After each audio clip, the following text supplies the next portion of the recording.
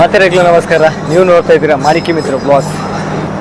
ಹನುಮಗಿರಿಯ ಬ್ರಹ್ಮಕಲಶೋತ್ಸವ ನಡೀತಾ ಉಂಟು ಸ್ನೇಹಿತರೆ. ಇಲ್ಲಿ ಪಾಕಶಾಲೆಯ ವ್ಯವಸ್ಥೆಗಳು ಹೇಗುಂಟು, ಏನೆಲ್ಲ ಸಿಹಿ ತಿಂಡಿಗಳುಂಟು, ಏನೆಲ್ಲ ಐಟಮ್ಗಳುಂಟು, ಪದಾರ್ಥಗಳುಂಟು, ಕೆಲವೊಂದು ಮಾಹಿತಿಗಳನ್ನು ಇವತ್ತಿನ ವಿಡಿಯೋದಲ್ಲಿ ಪಡ್ಕೊಂಡು ಬರುವ ಸ್ನೇಹಿತರೆ. ಹಾಗೆಯೇ ಇಲ್ಲಿ ಅಡಿಗೆಗೆ ನಮ್ಮ ಪುತ್ತೂರಿನ ಹರೀಶ್ ಸರ್ ಅವರು. ಸೊ ಹಾಗಾದರೆ ಇವತ್ತಿನ ವಿಡಿಯೋದಲ್ಲಿ ಪಾಕಶಾಲೆಯ ಬಗ್ಗೆ ಒಂದಷ್ಟು ಮಾಹಿತಿಗಳನ್ನು ಪಡ್ಕೊಂಡು ಬರುವ ಸ್ನೇಹಿತರೆ, ಬನ್ನಿ. ಸರ್ ಇದೆಂತ ಸರ್? ಉದ್ದಿನ ಬೇಳೆ ಇಲ್ಲಿ ಇವತ್ತು ಬುಂದಿ ಗಸಿ, ಬೆಳಿಗ್ಗೆ ಚಹಾ ಕಾಫಿ, ಮತ್ತೆ ಕ್ಯಾರೆಟ್ ಹಲ್ವಾ, 5-6 ಬಗೆ ಸ್ವೀಟ್ ಇದೆ. ನಿಮ್ಮ ಹೆಸರು ಸರ್? ಹರೀಶ್ ಭಟ್ ಅಂತ, ಪುತ್ತೂರು ಮಹಾಲಿಂಗೇಶ್ವರ ದೇವಸ್ಥಾನದ ಅಡುಗೆಯವರು ಅಂತ ಹೇಳ್ಬೋದು. ಪುತ್ತೂರು ಮಹಾಲಿಂಗೇಶ್ವರ ದೇವಸ್ಥಾನದಲ್ಲಿ ಅಡಿಗೆ ಎಲ್ಲ ಏನಿದ್ರು ನೀವೇ? 2013ರಲ್ಲಿ ಬ್ರಹ್ಮಕಲಶೋತ್ಸವ ಆಯ್ತಲ್ಲ, ಹೌದು. ಅದರ ನಂತರ ಅಲ್ಲಿ ಸಾರ್ವಜನಿಕ ಅನ್ನ ಸಂತರ್ಪಣೆ ಎಲ್ಲ ಆರಂಭ ಆದದ್ದು. ಹಾಗೆ ಆಗಿನಿಂದ ಅಲ್ಲಿ ಅವರ ಸೇವೆ ಮಾಡ್ತಾ ಇದ್ದೇವೆ. ಅದೇ ಇಲ್ಲಿಗೆ ಯಾವಾಗ ಬಂದಿದ್ದೀರಿ ಸರ್? ಹನುಮಗಿರಿಗೆ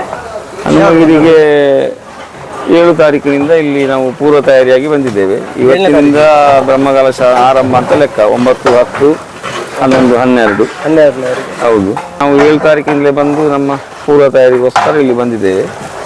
ಟೋಟಲ್ ಆಗಿ ನಿಮ್ಮ ಟೀಮ್ 30 ಜನ ತಂಡ ಇದ್ದೇವೆ. 30 ಜನ. ಇವತ್ತು ಏನೆಲ್ಲ ವೆರೈಟಿ ಉಂಟು ಸರ್ ಅಡಿಗೆಯಲ್ಲಿ?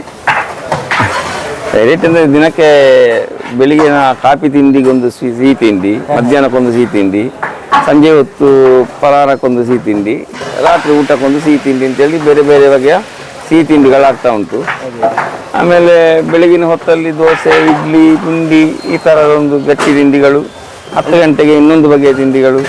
ಮಧ್ಯಾಹ್ನಕ್ಕೆ ಪಾಯಸದ ಜೊತೆಯಲ್ಲಿ 3-4 ಬಗೆಯ ಪದಾರ್ಥಗಳದ್ದೊಂದು ಊಟದ ವ್ಯವಸ್ಥೆ.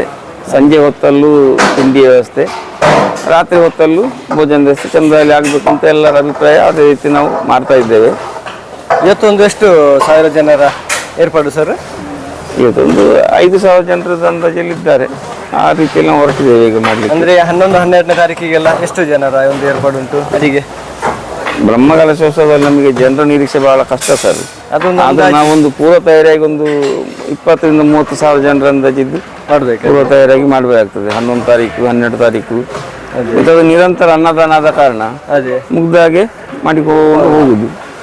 ಕರೆಕ್ಟ್ ಅಂದಾಜು ನಮಗೆ ಲೆಕ್ಕ ಹಿಡಿಲಿಕ್ಕೂ ಆಗುದಿಲ್ಲ. ಬ್ರಹ್ಮಕಲಶ ಅಂದ್ರೆ ಹಾಗೆ ಅಂತೇಳಿ ಬಂದ ಪ್ರತಿಯೊಬ್ಬ ಭಕ್ತಾದಿಗಳಿಗೂ ಏನಾದ್ರೂ ಒಂದು ಬಗೆ ಕೊಡ್ತೇವೆ. ಇಲ್ಲ ಅಂತೇಳಿ ಹಾಗೆ ಹೋಗ್ಲಿಕ್ಕಿಲ್ಲ ಯಾರು ಸಹ. ಎಲ್ಲರಿಗೂ ಅವರವರ ಹೊಟ್ಟೆ ಅಂತ ಅನಿಸಿ ಇಲ್ಲಿಂದ ಕಳಿಸುವುದು.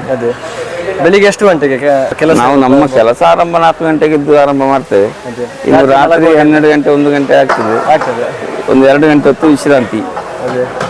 ಮತ್ತೊಂದು ಅಲ್ಲಿ ಹನುಮಗಿರಿಯ ಅಲ್ಲಿ ಒಂದು ತಂತ್ರವರ್ಗರಿಗೆ ಮತ್ತೆ ವೈದಿಕರಿಗೆ ಅಂತೇಳಿ ಅಲ್ಲಿ ಒಂದು ಬೇರೆ ಆಗ್ತಾ ಉಂಟು. ಮತ್ತೆ ಪ್ರಸಾದ ಲಡ್ಡು ಮತ್ತೆ ಇನ್ನೇನು ಪ್ರಸಾದಕ್ಕೆ ಬೇಕಾದೆಲ್ಲ ತಯಾರಿಗಳು ಅಲ್ಲಿ ಮಾಡ್ತಾ ಇದ್ದಾರೆ. ಯಾರು ಮಾಡುದು ಸರ್?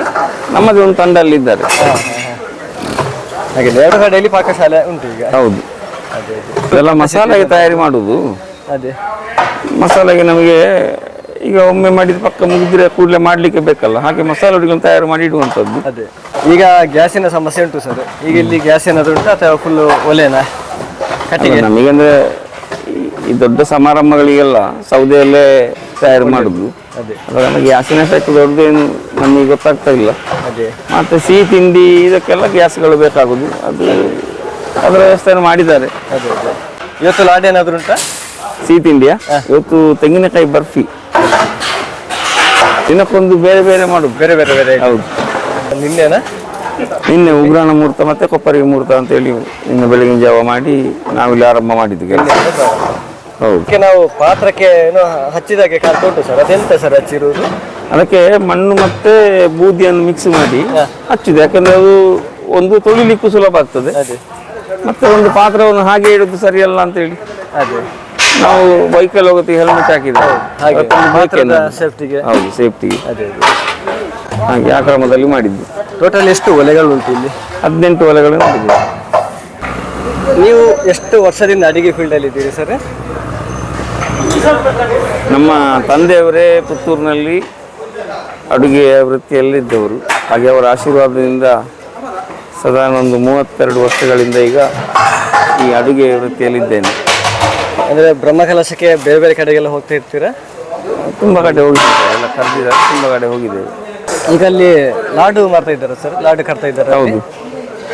ಎಷ್ಟು ಲಾಡು ಆಗ್ಬೇಕು ಸರ್? ಅದು ಪ್ರಸಾದ ಲಾಡು ಸರ್. ಅದು ದಿನಕ್ಕೆ 1,000 ಮಾಡ್ತಾ ಇರುದು ಡೈಲಿ? ಹೌದು. ಪ್ರಸಾದ ಲಾಡು ಮುಗ್ದಾಗಿ ಅದು ಮಾಡುವಂಥದ್ದು. ಊಟದ ಲಾಡು ಇನ್ನು ನಾಳೆ ತಯಾರು ಮಾಡ್ತೇವೆ, ನಾಳೆ ತೆಗಿರುವಂಥದ್ದು. ಪ್ರಸಾದಕ್ಕೆ ಬೇರೆ? ಪ್ರಸಾದಕ್ಕೆ ಬೇರೆ ಇದೆ, ಊಟದ್ದು ಬೇರೆ ಇದೆ. ಹೌದು. ಪ್ರಸಾದಕ್ಕೆ ಯಾವುದೆಲ್ಲ ಉಂಟು? ಲಾಡು ಮತ್ತೆ ಬೇರೆ?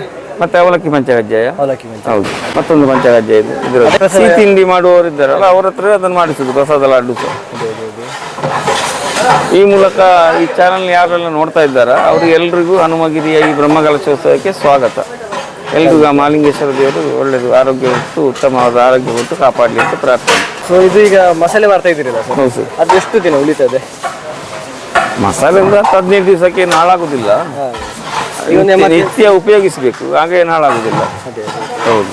ಅಂದ್ರೆ ಇದು ನಾವು ನಮಗೆ ಗುಣಮಟ್ಟದಲ್ಲಿ ಮಾಡುವ ಕಾರಣ ಅದಕ್ಕೆ ಬೇಕಾದ ಸಾಮಗ್ರಿಗಳನ್ನು ಸರಿಯಾಗಿ ಹಾಕಬೇಕಾಗ್ತದೆ. ಎಣ್ಣೆ ಆಗಲಿ ಇನ್ನೊಂದಾಗಲಿ. ಅದರ ಕಾರಣ ನಿಮಗೆ ದಿನನಿತ್ಯ ಉಪಯೋಗ ಮಾಡಿದರೆ 15 ದಿವಸಕ್ಕೆ ಏನು ತೊಂದರೆ ಆಗುದಿಲ್ಲ. ಇವತ್ತು ನಾಳೆಗೆ ಆಗುವಷ್ಟು ಈಗ ತಯಾರು ಮಾಡ್ತಾ ಇರುವುದು. ಇನ್ನು ಸಾಯಂಕಾಲ ವಾಪಸ್ ಬೇರೆ ಮಾಡ್ತೇವೆ. ಅಂದರೆ ಅದು ಹುಡಿ ಮಾಡಿ ಇಟ್ಟುಕೊಳ್ಬೇಕಲ್ಲ. ಈಗ ಟೀಮಲ್ಲಿ 30 ಜನ ಮಾತ್ರ ಸರ್, ಇನ್ನು ಬರ್ಲಿಕ್ಕಿದ್ದಾರಾ? ಇಲ್ಲ, ಇನ್ನು ಸ್ವಯಂ ಸೇವಕರಿದ್ದಾರೆ, ಬೇಕಾದ್ರೆ ತೊಂದರೆ ಇಲ್ಲ. ವಾಲಂಟಿಯರ್ಸ್ ಅಂತ ಹೇಳಿ ಇವ್ರು ಕೂಡ ಊರಿನವರು ಸಹಾಯಕರಿದ್ದಾರೆ. 30 ಜನ ತಂದ್ರೆ ಸಾಕು ಅಂತೇಳಿ ಈಗ ಸಿಹಿ ತಿಂಡಿ ಮಾಡ್ತಾ ಇದ್ದಾರೆ ಸ್ನೇಹಿತರೆ. ಬನ್ನಿ ಸರ್, ಇದು ಯಾವ ತಿಂಡಿ? ಮೈಸೂರು ಪಾಕ್. ಎಷ್ಟು ಪೀಸ್ ಆಗಬೇಕು? ಒಂದು 6,000. 6,000. ಈಗ ನಾಳೆಗೆ ಬೇರೆನೆ? ನಾಡ್ದಿಗೆ ಇದು. ಅದು 10-12 ಟ್ರಿಪ್ ಆಗ್ತದೆ. 12 ಟ್ರಿಪ್ಪು. ಈಗ ಒಮ್ಮೆ ಮಾಡುವಾಗ ಎಷ್ಟು ಪೀಸ್ ಆಗ್ತದೆ? 400.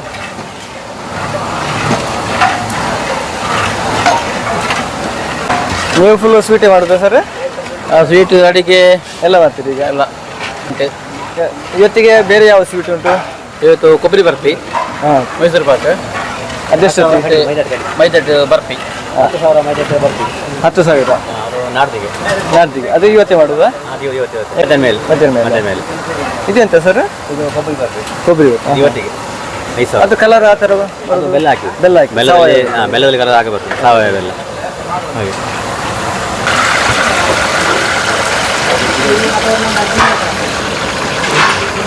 ಅದು ಪ್ರಸಾದ ಲಾಡು.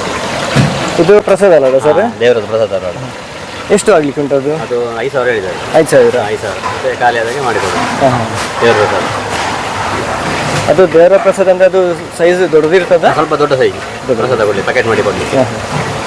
ನಿಮ್ಮ ಹೆಸರು ಸರ್? ಹರೀಶ್ ರಾವ್ ಅಂತ. 4,000.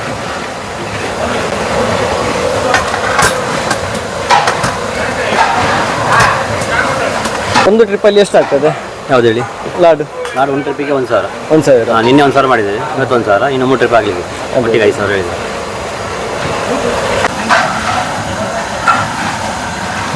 ಲಾಡು ವೆರೈಟಿ ಸ್ವೀಟ್ಗಳು ಕೂಡ ಈಗ ಆಗ್ತಾ ಉಂಟು ಸ್ನೇಹಿತರೆ.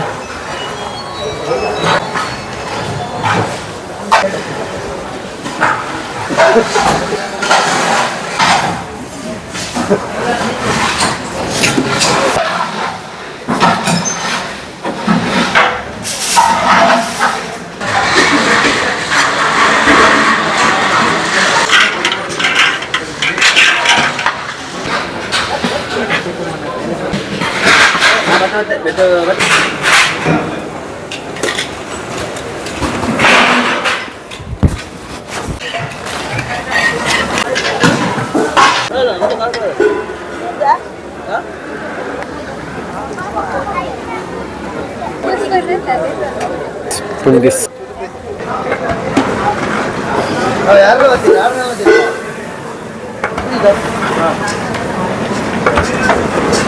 ಯಾವ ಪಾಯಸ ಸರ್? ಬೇಳೆ ಪಾಯಸ. ಕಡಲೆಬೇಳೆ ಸಾಗಿ.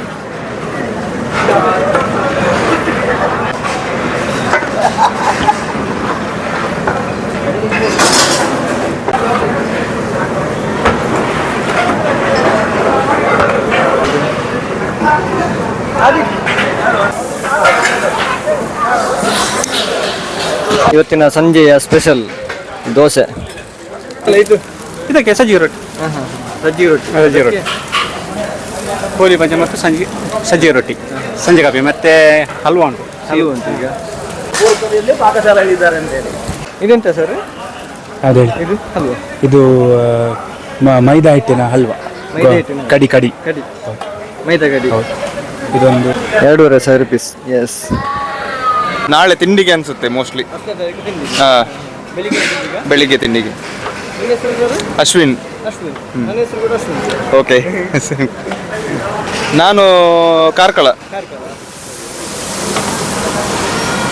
ಕಟ್ ಮಾಡ್ಲಿಕ್ಕೆ ಉಂಟು ಸರ್ ಇದು? ಹೌದು, ಇನ್ನೂ ಪೀಸ್ ಮಾಡ್ಲಿಕ್ಕೆ ಉಂಟು. ಈಗ ಹಾಕಿದಷ್ಟೇ, ಅದು ಇನ್ನೊಂದು 10 ನಿಮಿಷ 15 ನಿಮಿಷ ಕಟ್ ಮಾಡ್ಲಿಕ್ಕೆ ಉಂಟು. ಅದು ಇನ್ನು ಮ್ಯಾಂಗೋ ಬರ್ಫಿ ಅದು ಆಗ್ಬೇಕಷ್ಟೇ, ಆಗಿಲ್ಲ. ಹಾಂ,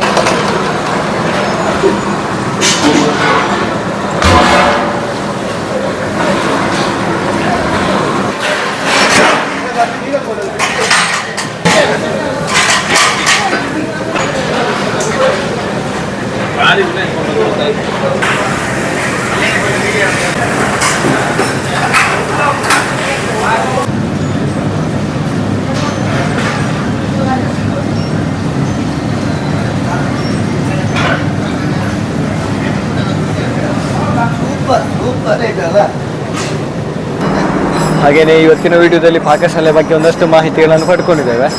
ಹಾಗೆಯೇ ಹನುಮಗಿರಿ ಬ್ರಹ್ಮಕಲಶೋತ್ಸವಕ್ಕೆ ಬನ್ನಿ, ಎಲ್ಲರೂ ಭೇಟಿ ನೀಡಿ. ಮುಂದಿನ ಇನ್ನೊಂದು ವಿಡಿಯೋದ ಜೊತೆ ಮತ್ತೆ ಭೇಟಿ ಆಗ್ತೇನೆ. ಧನ್ಯವಾದಗಳು.